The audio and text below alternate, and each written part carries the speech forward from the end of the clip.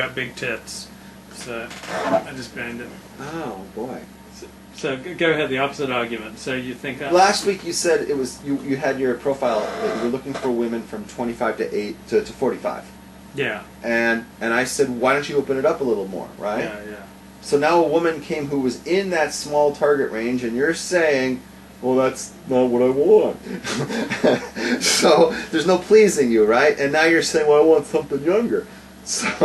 So then not only were you wrong for having a small age range, but it was a small age range that you don't even agree with. Yeah. Is that what we discovered? Yeah. Because when God sent you something in that range, you don't like it. So what do you want your age range to be? 18 to 25. No, I think That's they're where up to 36. I hang out in the 18 to 25 department. But I don't want to sound like a pig, so I make it 25 to 45. But I really like someone 18 Why to don't you? 35. Okay, so do my suggestion and just open up. Did you open up the age range and just go 18 and 99?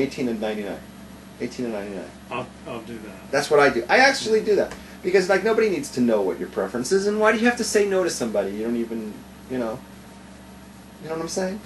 Yeah. So like I'll be honest, I got hit on by a lot of 60 women 60 and over.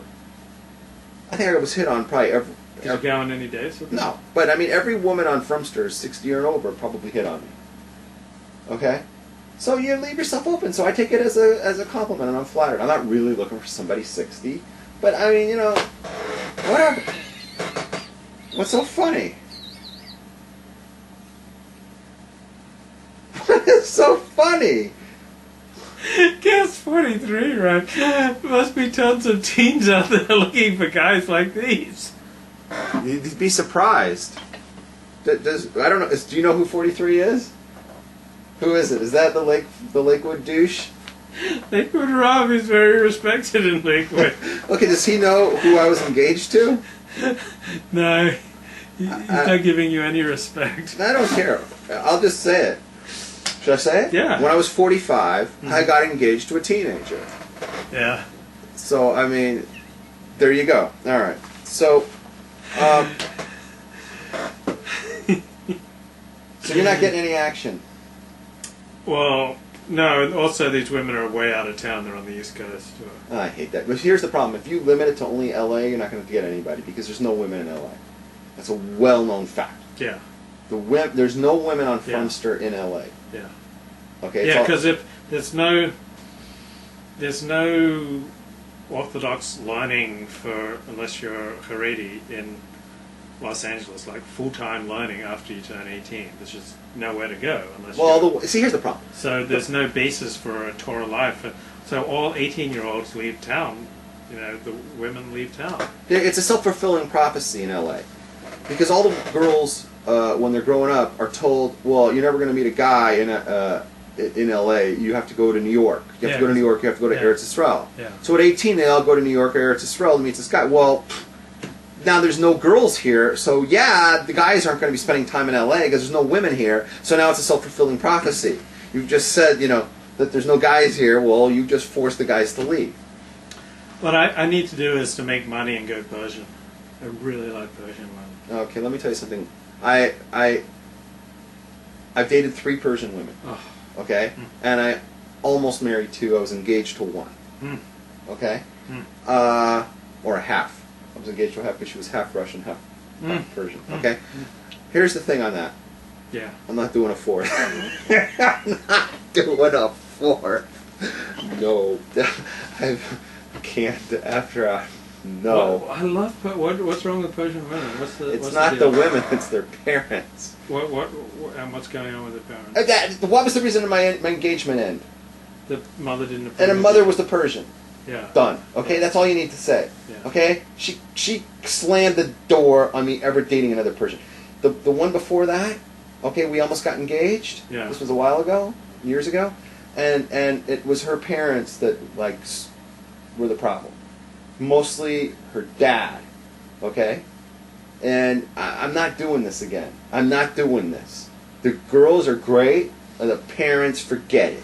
I'm not doing it. They're just smoking hot. They're smoking hot. Smoking hot. Not doing it. I mean, they're really shaky. I have paid my dues. I'm not dating another Persian. 3 strike 3. It's a chazaka. No.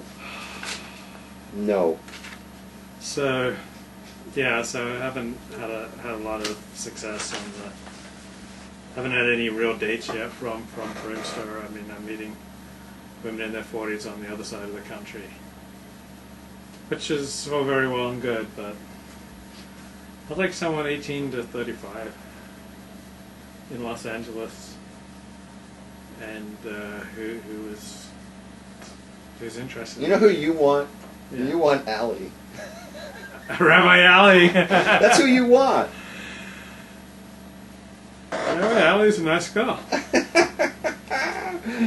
Good old Rabbi Allie. Oh, jeez. I'd have a Talmud scholar, as a spouse, a Torah scholar. I don't know if she's a Torah scholar. She certainly wouldn't qualify according to the Rambam. According to the Minchas Chana. And at 7:51, and the prospects for a pogrom tomorrow in Pico Robertson very low. We're going to have continued. Not after I say the Ten Commandments. We're going to have continued moderate temperatures for the next few days. The Goyim should not get too upset and chase down Jews.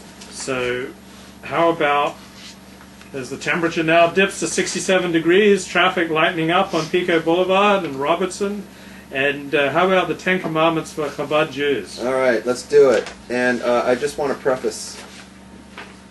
You said about the pogroms, Chabad finds out about this one.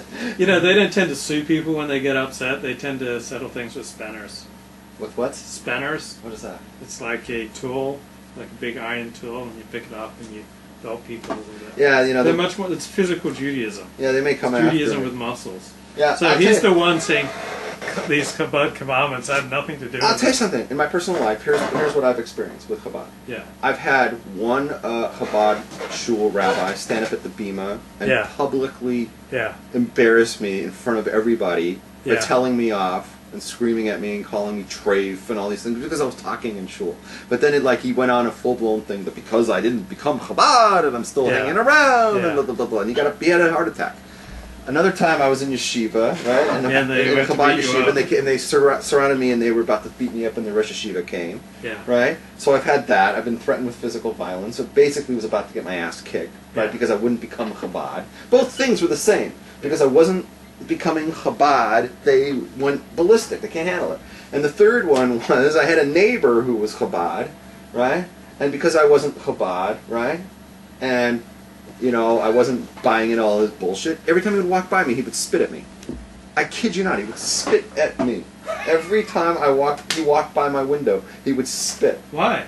Huh? Why? Was it anything in particular? No, it was because I didn't. Had he slept with his wife? No, it's just no, I didn't buy into his propaganda. They tried to can off all this propaganda stuff, this Rabbi crap.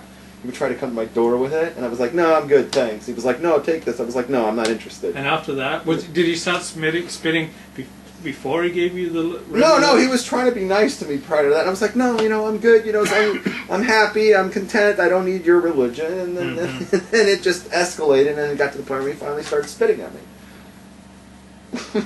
How many people spit at you?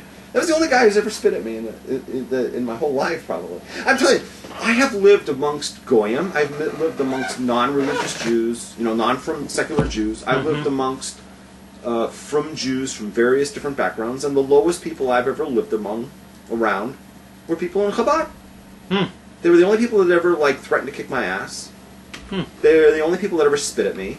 It's like I don't get it. So there you have it. So what are the 10 Commandments? All right, let's do the 10 Commandments. I just want to say that what are they going to do if they find out about this? They're going to ban me. They're going to ban me from their shuls. I'm bombing there anyways, right? Right? And I'm already banned from some things, so I don't care. You know what I'm banned from? You're banned from certain shuls, right? I have been in the past. Are you banned from any restaurants? No. I'm banned from Pico Kosher Deli. No, why? I'm banned from Pico Kosher Deli. That's been for years. Why? Because one time I was in there, and I was in Pico Kosher Deli, and I was in there, and I'd been standing there waiting in line while they were portraying what the guy in front of me was 20 minutes. I'm the next person in line. 20 minutes I'm standing there at the counter waiting to eat. I'm starving, and I'm standing there for 20